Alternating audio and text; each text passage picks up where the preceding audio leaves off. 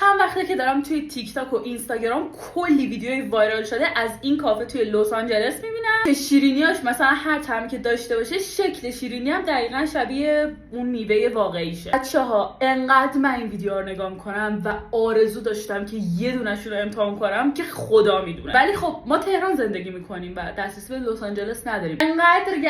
انقدر گشتم جوینده یابنده است، اسنپ فود و زیرو رو کردم تا بالاخره یه کافه توی فرمانیه پیدا کردم به اسم کانتینر که این شیرینیو داشتن و سفارشش دادم. براشون نوشتم اگر دقیقاً مثل عکسش سفارشمو قبول کنی. فقط همین یه مدل رو داشتن، طعم سیب دارچین که خود شیرینیش هم قرار شبیه سیب باشه. همونطور که انتظار داشتم خیلی کوچیکه. به خدا اگه شکل سیب نباشه همین الان جلوی چشتون میرم تو اسنپ فود یه ستاره بهشون میدم.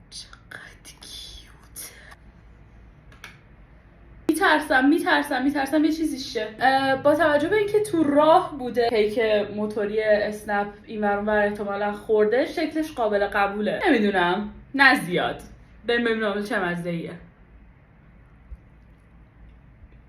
بفرمایید تو رو خدا، بفرمایید، تعارف نکنید، یه گاز بزن. خوشمزه است ولی خیلی شیرینه، خیلی هم خاملیه. دوست داشتم که مثلا یه کیکی چیزی قاطیش باشه. البته این بیسکویت زیرشو میشه باهاش خورد، ولی خب خود این کرمش اونقدر مورد علاقم نیست، ولی بالاخره فکر کنم یه 20% به آرزوم رسیدم. سابسکرایب کن اگه فکر میکنی بالاخره یه روزی سوین توی این پیج میره اون کافه توی لس آنجلس و برات ویدیو میذاره. یادم رفت بگم که این 200,000 تومنم بود. خیلی سابسکرایب کن، لایک هم بکن.